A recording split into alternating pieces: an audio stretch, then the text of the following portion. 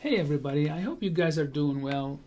In this section we will talk about the capacitance of a parallel plate capacitor, and we are going to go through a survey of equations that we've learned before to derive the capacitance of the parallel plate capacitor, and from then we will actually try to look deeper into that equation and what it means. Okay, so where do we start? This is a capacitor. As you can see, there is a positive and negative side to it. It is charged up, and the distance between the parallel plates is d. Okay, now we know from the past that the charge on the parallel plate capacitor is equal to C times V, where charge is Q, C is the capacitance of any capacitor, and this is the voltage difference between this plate and this plate. Okay, so we also learned in the past that the electric field is equal to the potential difference divided by the distance between the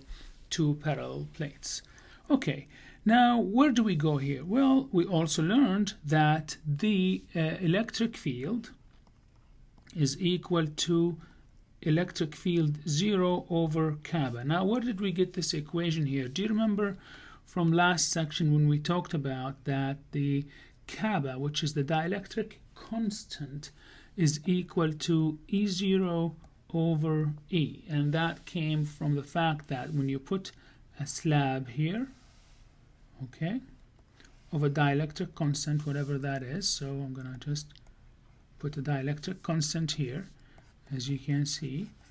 So the kappa, which is a dielectric constant of the slab, is equal to the original electric field that goes when the slab is not there, divided by the electric field when the slab is there. Now E0 is always bigger than E, okay, and that's why when you divide E0 over E, you get a number always bigger or equal to. Okay, so these are the starting point for our derivation. Now we know from the past that E0, which is the electric field within the vicinity of a parallel plate capacitor, the one that does not have a slab in it, E0 will be equal from Gauss's law, sigma, the surface charge density, divided by the permittivity for free space, epsilon 0. We know that the surface charge density is equal to Q, surface charge density, by A. Now put these together, then E0, take the sigma and put it here within its value for Q over A. So this will be equal to Q over A epsilon 0. Now remember, E is equal E0 over kappa. Then if I want to turn this into E, then I will have, it's going to be equal to Q over A kappa times epsilon 0. All right. Now this E is equal from here V over D from here. So I'm going to put here V over D, and we know that now Q is equal CV, so I can put this here. So I'm going to make this in terms of V. So V is equal to QD divided by A kappa epsilon 0. So that's my voltage. So I'm going to take this equation here and put it here. Q is equal to the capacitance C times the V. V is equal, as we found it, QD divided by A kappa epsilon 0, and that's Q here. Okay, now Q with Q cancels, then we need to find C, so multiply by A kappa epsilon 0 divided by D, you get C is equal to A, the area, times kappa, which is the dielectric, times epsilon 0, which is permittivity of free space, divided by D. And this is a very good equation to know and remember. Okay, this here is the equation for a capacitance of a parallel plate capacitor. Now let's reflect on this equation. Look, this is the capacitance of a parallel plate capacitor.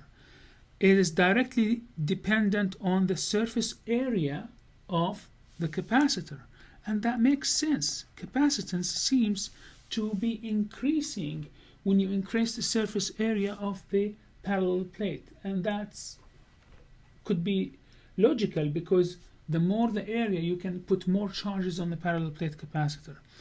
It also increases with kappa, and that's what the dielectric constant. We know that from before. If you have a higher dielectric constant, the capacitance will increase. Epsilon 0 is the permittivity for free space. That's a constant. We don't have to worry about it. But look, distance between the parallel plate capacitor, it seems that the smaller the distance, like when you decrease the distance between the parallel plate capacitors, what happens to the capacitance of a parallel plate capacitor? If you decrease D, if D goes down, the capacitance goes up. So if the number here, if the distance becomes smaller and smaller, capacitance shoots up. So if you are an engineer and you were asked to make a parallel plate capacitor with high capacitance, what do? You make the plates big. That makes sense. You make the distance between the plates too small, and you put a very good dielectric material with a high dielectric constant between the two plates. Okay? Hey, there is also another thing we can learn from this equation here. Okay? I'm going to write this equation here again so that we can all look at it. C, the capacitance, is equal to the area times dielectric times epsilon 0 and divided by D. Okay? Now, look at this equation. Here is the capacitance of a capacitor when the dielectric slab is there. Why? Because we know that the dielectric slab is mentioned in the equation. And now, let's write another equation in the blue. C, the capacitance, is equal to A times kappa times epsilon 0 times divided by D. Now look, if kappa here is equal to 1, which means what? It means that this dielectric slab disappeared. So basically, instead of C, we have the original one, C0. Remember, we called this is E when the dielectric slab is present. Here, E0 when the dielectric slab is not present. So it is fair enough to call this C0 if kappa is not there, which means kappa is equal to 1. For free space, is kappa is equal to 1. Okay. Now, let's divide these two equations together. The white one over the blue one. C over C0 comes down. I'm going to write it in red. C over C0 is equal, sign comes down as it is. And now I'm going to, A with A cancels, right? This is 1, remember, so it's not in the equation. So kappa over 1 comes down as kappa. Okay. Epsilon 0 with epsilon 0 cancels, D with D cancels, so we have only 1 here. All right? So this equation now can be written as C is equal to, cross multiplication, we get kappa times C0. And that's an amazing result. Why? Because it tells us that any capacitor, okay, with a capacitance C0 means that it doesn't have a dielectric slab in between its plates. You bring a dielectric slab between its two plates and has a dielectric constant kappa, it becomes what? C, which is the capacitor with a dielectric slab. And that's what this equation exactly means. Okay? And we can relate it to this equation too, because E0 from that equation is equal to kappa times E, and that tells us that the original electric field, which is this guy, was much bigger than the weakened electric field because of the presence of the dielectric slab. Okay, and that's it. Thank you.